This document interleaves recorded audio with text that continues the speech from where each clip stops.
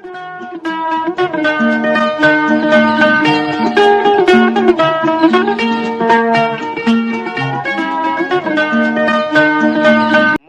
उन लोगों में से है जिनके लिए घर पूजा का मंदिर, पत्नी उस मंदिर की देवी और बच्चे उस मंदिर के चिराग होते हैं। और मुल्जिम उन पुजारियों में से है जिन्हें पूजा से प्यार होता है, जिन्हें पूजा से एक रूहानी खुशी महसूस होती है। अगर ऐसे पुजारी को पता चले कि उसके मन मंदिर की देवी एक हवस के पुजारी के हाथों तोड़ दी गई है, तो कौन गैरतमंद इंसान होगा जो खामोश बैठ सकेगा। फिर भी मुल्जिम ने ठंडे दिल से समझदारी से काम लिया। उसने अपने बेवफा दोस्त को मौका दिया कि वो गलती को सुधार ले, लेकिन वो किसी भी पहलू तैयार न हुआ।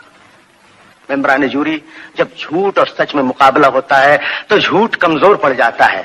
जब कमजोर और बहादुर में मुकाबला होता है तो कमजोर पहले वार करता है। यही है कुदरत का दस्तूर, और बिल्कुल यही अनिल साहनी और अशोक श्रीवास्तव के साथ हुआ। अच्छाई और बुराई के दरमियान एक खतरनाक झगड़ा हुआ जिसमें कुदरत खामोश न बैठ सकी। ये अपनी तरफ मुतासिर करती हुई आवाज है महान अभिनेता, एक अजीम शख्सियत जनाब अशोक कुमार साहब की। चौड़ी पेशानी, होठों पर मुस्कुराहट, एक बावकार शख्सियत, हाथों में सिगार या सिगरेट। यही अंदाज था दादा मुनि का। जी हाँ, अशोक कुमार साहब, जिन्हें हम सब प्यार से दादा मुनि भी कहते हैं। आंखों का डॉक्टर मैं हूं और दिल का डॉक्टर ही है। आप बड़े हो। वैसे हमको मालूम है कि उनका असली नाम कुमुदलाल गांगुली था। भागलपुर में पैदाइश हुई 13 अक्टूबर 1911 को।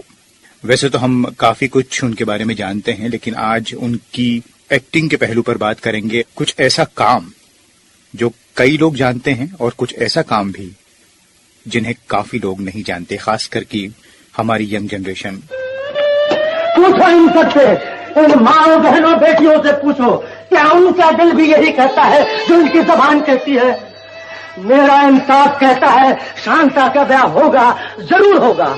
यह मेरी जिंदगी का आखिरी फैसला है। यह मेरी जिंदगी का।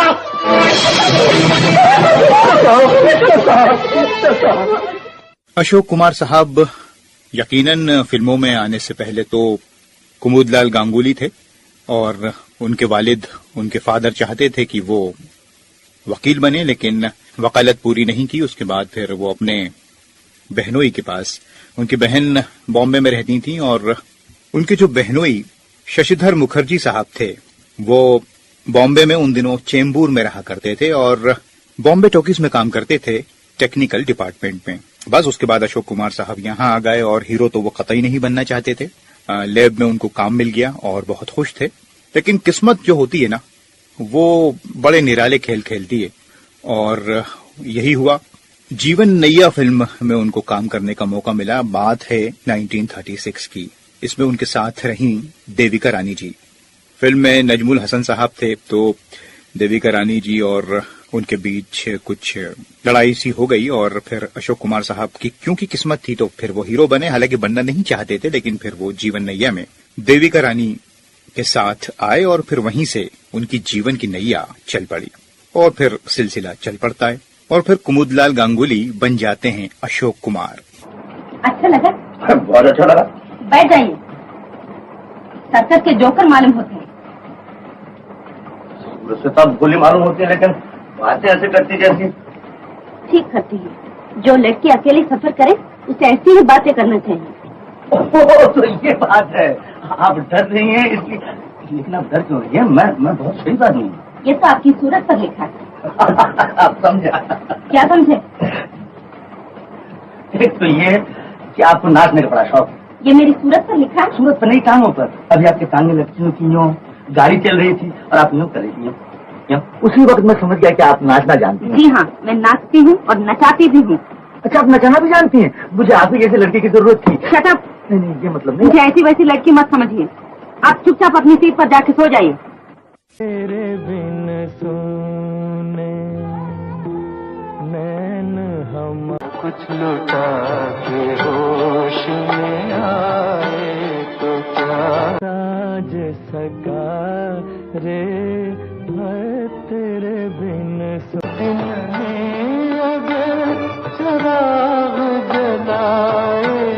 बॉम्बे टॉकीज से ये सफर शुरू होता है, फिर धीरे धीरे धीरे बातें बहुत सी हैं, लेकिन हम उन पर बात नहीं करेंगे। वैसे तो कई फिल्में हैं, लेकिन कुछ जो बेहद दिल के करीब फिल्में हैं उन पर हम बात करेंगे, उनकी जो डायलॉग डिलीवरी है, उनका जो परफॉर्मेंस है उस पर।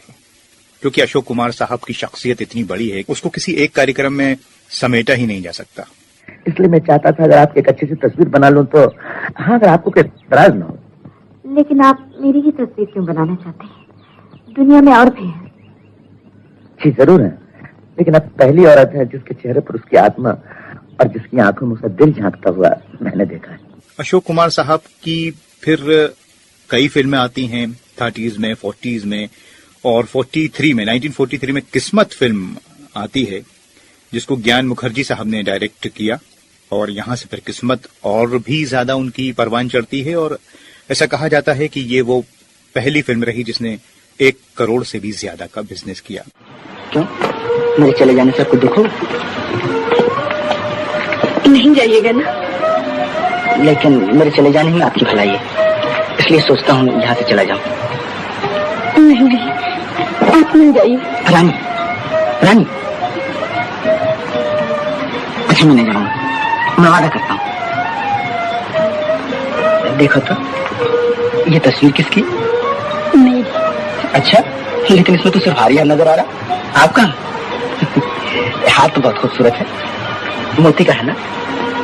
जी, ये हार मुझे बाबूजी ने दिया था जब मैं पहली दफा स्टेज पर उतरी थी। अच्छा, लेकिन ये हार आप कोई पहनती नहीं? कुछ दिन ही ऐसे बेच डालना पड़ा। उसके बाद फिर वक्त चलता रहा, कई फिल्में आती हैं। शिकारी 46 में, साजन, फिर महल आती है। महल फिल्म हम सब जानते हैं, उसमें मधुबाला थी। वो फिल्म आती है कमाल अमरोही साहब की। तुम्हारी इन मासूम आंखों से टपकती हुई ये मोहब्बत मुझे यहाँ फिर खींच लाएगी, लेकिन तुम कहीं मेरे लिए न मर जाना, क्योंकि अगर तुम मेरे लिए मर जाओगी तो शायद मौत की उस उजाड़ दुनिया में तुम मुझसे मिला दी जाओगी।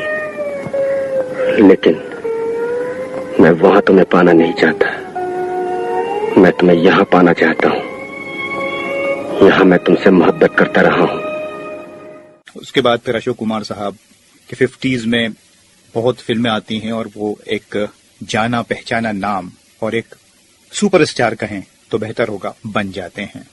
अशोक कुमार साहब हीरो तो रहे, और हम सब जानते हैं कि वो कितने कामयाब रहे। इसके अलावा वो पेंटर भी थे और जिंदा दिल इंसान थे। अशोक कुमार साहब के उन रोल्स के बारे में आप बात करेंगे इस प्रोग्राम में। उनके जो कैरेक्टर रोल्स रहे वो मैं इसलिए जिक्र कर रहा हूँ, हीरो तो खैर वो थे ही, लेकिन लेट 50s में, 60s में, 70s में जो उनके कैरेक्टर रोल्स रहे। बाद में भी उन्होंने काम किया काफी फिल्म्स में, सीरियल्स में।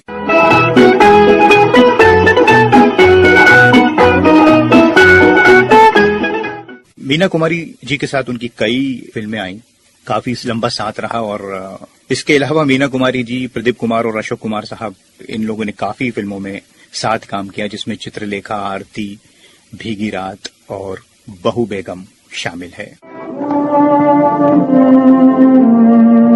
माफ कीजिएगा बात, हमें यहाँ नहीं आना चाहिए था, लेकिन सुरैया की जिद ने हमें मजबूर कर दिया।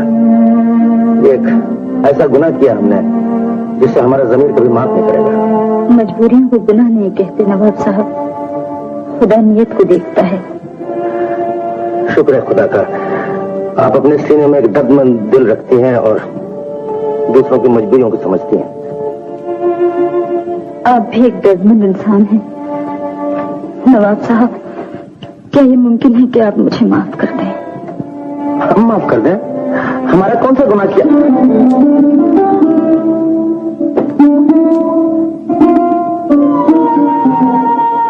ज़ीनत। जी, ज़ीनत। क्या तुम वही ज़ीनत हो जिसको हमने इज्जत और मोहब्बत के आसमान पर बिठाना चाहा? क्या तुम वही ज़ीनत हो जिसकी चौखट पर सर झुकाना हमने बाहर से फख्र समझा? और आज पिछले पैर अंधेरे में तुम नजीरन बाई के कोठे से लाई गई। हाँ नवाब साहब, मैं वही ज़ीनत हूँ। मैं यहाँ कभी ना आती, लेकिन जब सुना कि एक मासूम लड़की की जिंदगी का सवाल है तो रहा ना गया। मगर ये सब हुआ कैसे?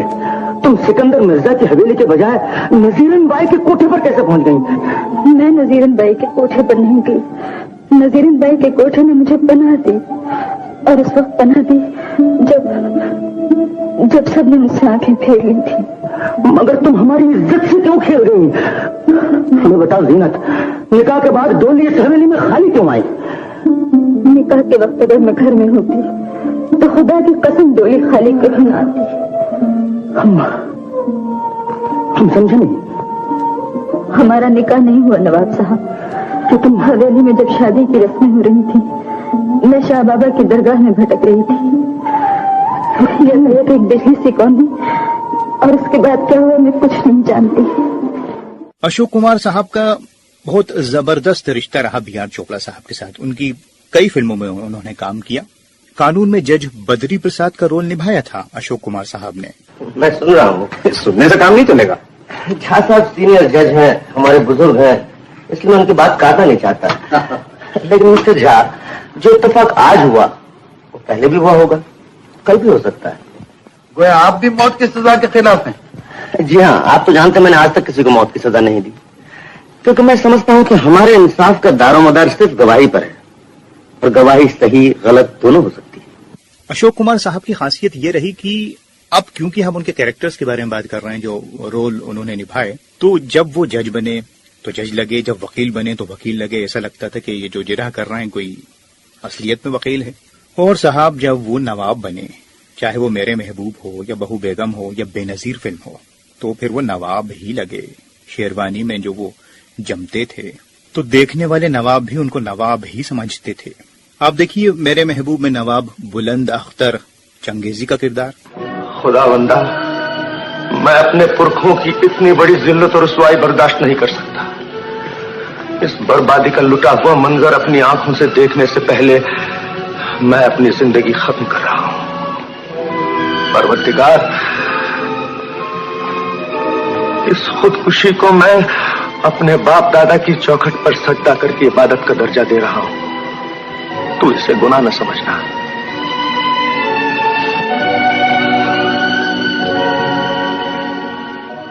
तवील उनका करियर रहा है, तकरीबन 60 साल का। हीरो तो वो रहे। मधुबाला के साथ उनकी कई फिल्में आई जिसमें हावड़ा ब्रिज का नाम काफी आता है, लेकिन एक फिल्म जो मेरी बड़ी फेवरेट है, एक साल। उषा जी, आपसे किसी ने कहा नहीं कि आप क्या, आप जब बड़ी बड़ी बिजनेस की बातें करती हैं तो आप लगती नहीं ऐसी बातें करने वाली। तो क्या लगती हूँ? कहूंगा तो आप नाराज हो जाएंगी। आपकी तो आदत है जरा जरा से बातों में नाराज हो जाने की। ऐसी तो कोई बात नहीं। आप कहिए। आप लगती हैं एक खूबसूरत, बहुत ही खूबसूरत लड़की जिसका बिजनेस के साथ कोई सरोकार नहीं होना चाहिए। तो उसे तो किसी और ही दुनिया में होना चाहिए। कौन सी दुनिया में? ये तो खूबसूरत लड़की, मेरा मतलब है आप ही बेहतर बता सकती हैं। एक बात मैं आपसे पूछूं? पूछिए। क्या आज तक आपसे किसी ने नहीं कहा कि आप मैं?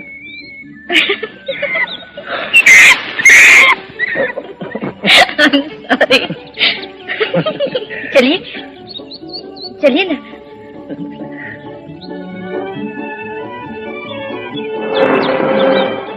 दोस्तों, जिक्र मैंने किया था कि मीना कुमारी जी के साथ उनकी काफी फिल्में आई, और बहुत एक ही रास्ता, फिर बहुत फिल्में उनकी आई एक के बाद एक के बाद। और खासियत ये रही उनकी कि मीना कुमारी की वो हीरो भी रहे, चाहे वो आरती फिल्म हो, भीगी रात हो, लेकिन वही मीना कुमारी उनकी बेटी भी बनी पाकीज़ा में।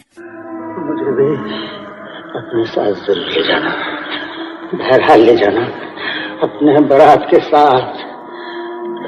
चचा जानिए, आप बारात के साथ जाएंगे, डोला आप ही के हाथों से उठेगा। चचा जानिए, गुमराह फिल्म को अगर आप देखें बी आर चोपड़ा साहब की, उसमें माला सिन्हा उनके साथ उनकी वाइफ का उन्होंने रोल किया, लेकिन वही माला सिन्हा बहू बेटी में उनकी बहू बनती हैं, नई रोशनी में बेटी बनती हैं।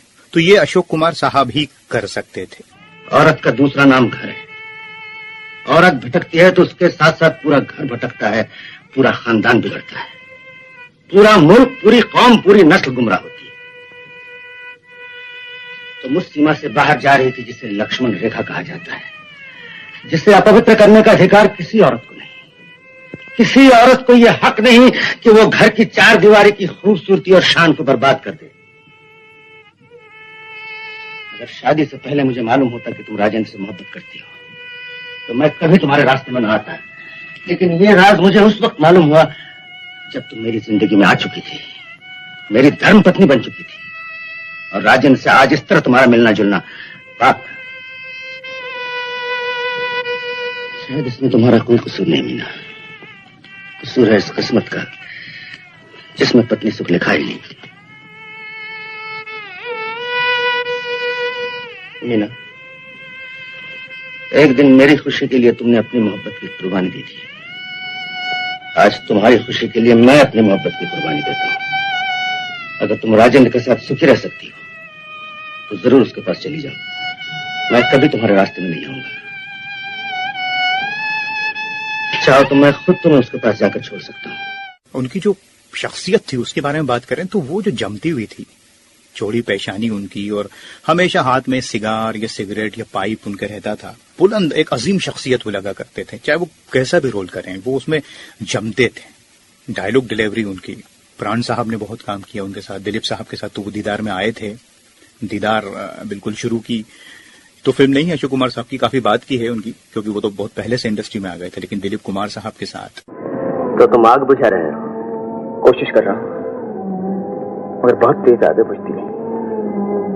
तुमने बहुत खतरनाक रास्ते पर कदम रखा है कविराज, अगर लौट सकते तो लौट जाओ, जिंदगी से ज्यादा खूबसूरत कोई चीज नहीं।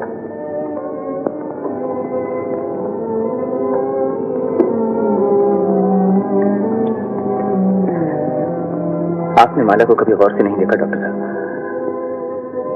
वो जिंदगी से भी ज्यादा खूबसूरत है।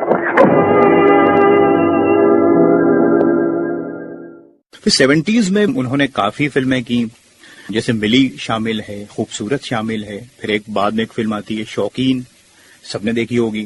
तो कई फिल्में तो उनकी इतनी हैं कि मैं जैसे कि नाम लूं तो कई ऐसी फिल्में हैं कि कई लोगों ने नहीं देखी होंगी, लेकिन वो और भी ज्यादा मकबूल फिल्में हैं। जैसे धर्मपुत्र अगर आप देखें, उसमें क्या रोल है उनका, छोटा सा रोल है लेकिन बड़ा इंपॉर्टेंट है। बहू बेटी है, मेहरबान है।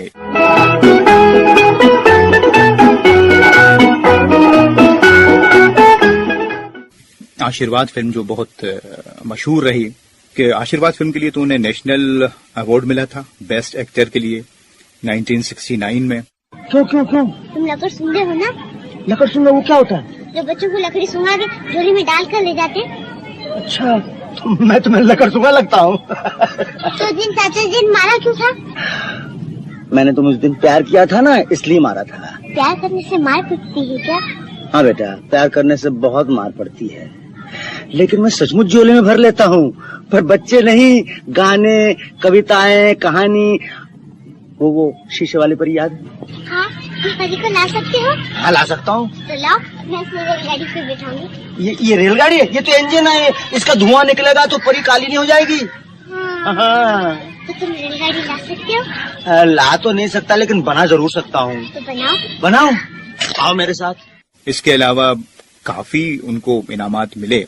1999 में पद्म भूषण से सम्मानित किया गया, और फिल्मों की दुनिया में जो सबसे बड़ा सम्मान होता है दादा साहिब फाल्के अवार्ड, उससे उन्हें सम्मानित किया गया 1988 में। इतना लंबा उनका करियर रहा है, लेकिन बात वही होती है कि लोग खाली वो चंद फिल्मों में रह जाते हैं और जो गहराई होती है फिल्मों में उन तक नहीं पहुंच पाते। तो मैंने जो उनकी अशोक कुमार साहब की फिल्में देखी, चित्रलेखा में वो कुछ और हैं। जानती हो निराकार किसे कहते हैं? हाँ गुरुदेव, जिसकी कोई सूरत न हो, जो सामने दिखाई न दे। और साकार? जो सामने दिखाई दे, जिसकी सूरत हो। तो निराकार के आधार पर मन नहीं लगा सकता चित्रलेखा। मेरा इधर पुकार पुकार कर कहता है साकार साकार। और ममता फिल्म को कौन भूल सकता है? ममता। हाँ, उस दिन मैं एक पार्टी दे रहा हूँ, अपने खास दोस्तों को बुला रहा हूँ। फिर यानी तुम भी आओगी ना? ये तो बहुत ज्यादा कल्याणी को लालच भी होता है, मगर मैं ना सकूंगी। देवयानी, अब मैं तुम्हें इस तरह छुपे छुपे नहीं रहने दूंगा। बीच में कई उनकी फिल्में आती हैं और हर एक्ट्रेस के साथ, हर एक्टर के साथ, हर एक्ट्रेस के साथ, या फिर किसी का उन्होंने बाप का रोल किया, किसी के भाई का रोल किया। लेकिन एक फिल्म मुझे याद आ रही है, उसका जिक्र नहीं किया तो बात अधूरी रह जाएगी।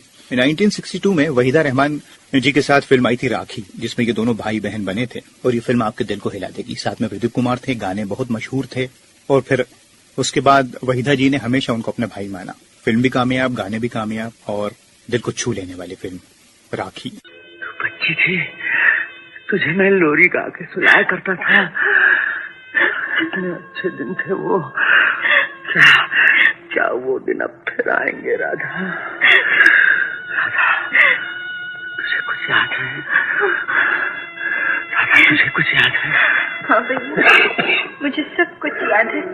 ये भी याद है कि किस तरह जमाने ने हम दोनों को अलग कर दिया। तुम्हारे चले जाने पर मैंने तुम्हें कहाँ कहाँ नहीं तलाश किया। अब तो तुम आ गए हो, अब हम हमेशा एक साथ रहेंगे, अब कभी नहीं जुदा हो। कि अब तुम मुझे छोड़ के कभी नहीं जाओगे। बोलो भैया, बोलो, अब तुम मुझे छोड़कर तो नहीं जाओगे ना?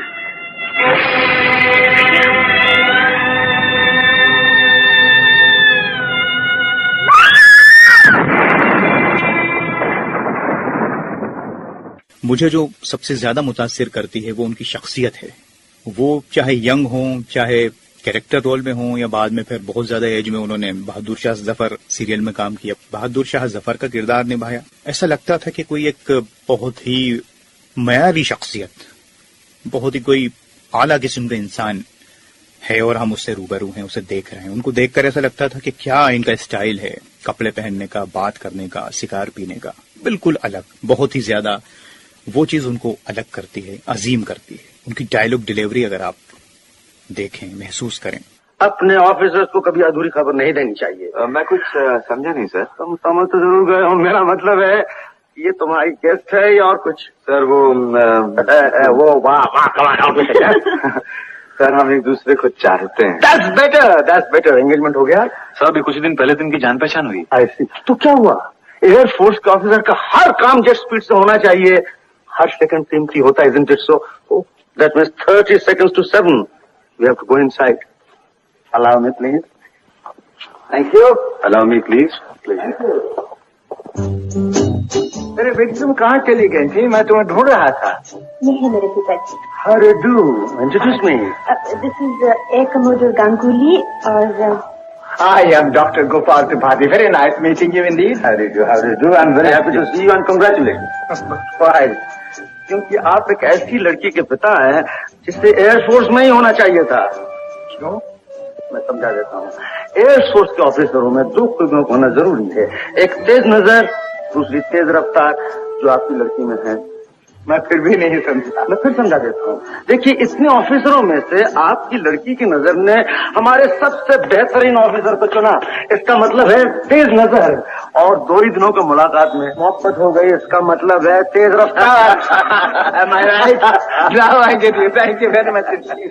13 अक्टूबर को जब वो पैदा हुए थे 1911 को, 10 दिसंबर 2001 को वो दुनिया से गए। लेकिन 13 अक्टूबर को क्योंकि उनके भाई हम जानते हैं, किशोर कुमार, अनूप कुमार साहब, सब जानते हैं, इसलिए मैंने नहीं बताया। चलती का नाम गाड़ी इन लोगों ने की थी, अशोक कुमार साहब, अनूप कुमार और किशोर दा, 1958 में। अगर ऐसी तस्वीर लगाना चाहता तो मैंने अब तक लगा देता। बिल्कुल, लेकिन क्यों नहीं लगाई? इसलिए कि मैं नहीं चाहता इस घर में कोई भी औरत के साथ वास्ता रखे, कोई भी औरत से वास्ता नहीं रखे। मोटर लेके कोई आ गई तो हाँ, इमरजेंसी केस हो। इमरजेंसी अलग बात है, लेकिन इस तस्वीर को तेल डाल के जला दे। मन्नो, हाँ, इस तस्वीर को मोबिल ऑयल में डाल के बस। मोजिया, बस इस तस्वीर को मोबिल ऑयल में डाल के। अशोक कुमार साहब के बारे में एक बात आपको बताएं। आपने देखा होगा कि अक्सर वो फिल्मों में सिगरेट या सिगार पीते हैं। इसकी वजह दरअसल ये है, एक तो वो बड़े रॉयल इंसान रहे, दूसरी बात यह है कि जब भी हम कभी शूटिंग करते हैं या कोई सीन चल रहा होता है तो हाथ हमारा कई बार हमारे कंट्रोल में नहीं रहता। यही दादा मुनि के साथ भी हुआ करता था। तो हाथ को कंट्रोल में किस तरह से रखा जाए, कभी लोग जेब में डाल लेते हैं, कभी कुछ। तो उन्होंने हाथों में सिगरेट पकड़ ली, सिगार पकड़ लिया और वो बड़ा शाही अंदाज लगा करता था। तो ये कहानी है कि उनकी ज्यादातर फिल्मों में वो इस तरह से नजर आते थे और बड़े जमते थे। श्री, जिंदगी इंसानों को तोड़ती नित्य नए साँचों में ढालती रहती है। कुछ बरस पहले रज्जू की जिंदगी की हर डोर हम ही लोगों के साथ बंधी हुई थी। वक्त के साथ कुछ डोरें टूट गईं, कुछ कमजोर पड़ गईं और कुछ आज इससे तो कल उससे जा बनी। रिश्तों के इसी बनने बिगड़ने से जिंदगी परवान चढ़ती है मेरे बेटे। अपनी 60 साल के तजुर्बे में मैंने यही हासिल किया है। जहाँ तक रज्जो का ताल्लुक है, मैं इस बनने बिगड़ने के खेल को बहुत गौर से देखता रहूंगा। मुझे डर है कि एक दिन ये हम सब की तकदीरों का बनना बिगड़ना न बन जाए। नहीं होगा श्री, नहीं होगा। रज्जो मेरा बेटा है, तुम्हारा भाई है। तुम रात के अंधेरे में खामों का उस काली बिल्ली से डर रहे हो जो है ही नहीं। इसी तरह से स्क्रिप्ट को लेकर वो बड़ी मेहनत करते थे, बहुत इंपॉर्टेंस दिया करते थे स्क्रिप्ट को। और स्क्रिप्ट को कहां पढ़ते थे? बाथरूम में। जी हाँ, लोग बताते हैं कि वो आराम से बाथरूम में जब जाते तो स्क्रिप्ट को पढ़ते और उसको समझते, क्योंकि वहां उनको काफी टाइम मिल जाता था सुकून से, और फिर वो उनका परफॉर्मेंस हमें उनकी एक्टिंग में दिखता। अरे नो कमला, वो खाने का डब्बा लेते आना। आज जरा देर हो गई थी इसलिए खाना नहीं बना सकी। लो 2 रुपये ऑफिस में खा लेना। 1 रुपया काफी है। ये क्या मुन्ने, पप्पा को चच्चा का हुक्म सुना दो। दादी, आज ऑफिस नहीं जाना। ऑफिस नहीं जाना? मुझे तनख्वाह कौन देगा, तेरा बाप? अरे भैया, आज ऑफिस नहीं जाना, घर पे ही रहना है बस। कमला को समझाओ, ये क्या कर रहा है? भाभी की भाभी भी आज नहीं समझा सकती। मैंने फोन कर दिया है पंडित से लिए। क्या फोन कर दिया? सुना, मैंने कह दिया कि मेरे भैया की तबीयत ठीक है। तबीयत ठीक नहीं, तबीयत बिल्कुल ठीक है मेरी तबीयत। कल तबीयत खराब थी तो आज नहीं हो सकती। कल तो इसलिए तबीयत खराब। चलो क्या करता है। और दादा मुनि हर नए आर्टिस्ट को ये बात जरूर बताते कि जब आपका सीन शूट हो जाए तो आप लोकेशन को छोड़े नहीं, बल्कि अगले आर्टिस्ट को देखें कि वो किस तरह से परफॉर्म कर रहा है। इससे कंटिन्यूटी बनी रहती है और आपको बेहतर काम करने का मौका मिलता है, क्योंकि अगले सीन में फिर आप होंगे। वो सबकी मदद किया करते थे।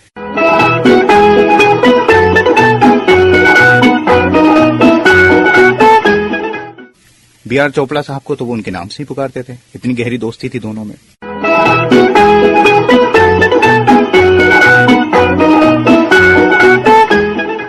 अशोक कुमार साहब की इतनी फिल्में हैं, चंद फिल्मों के अगर मैं नाम लूं तो उसमें किस्मत, महल, दीदार और बाद में फिर कैरेक्टर रोल्स में तो कई फिल्में हैं।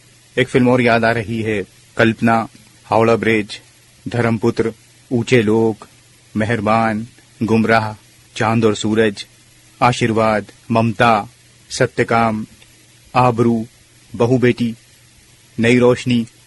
बहुत फिल्में, नाम लेना मुनासिब नहीं।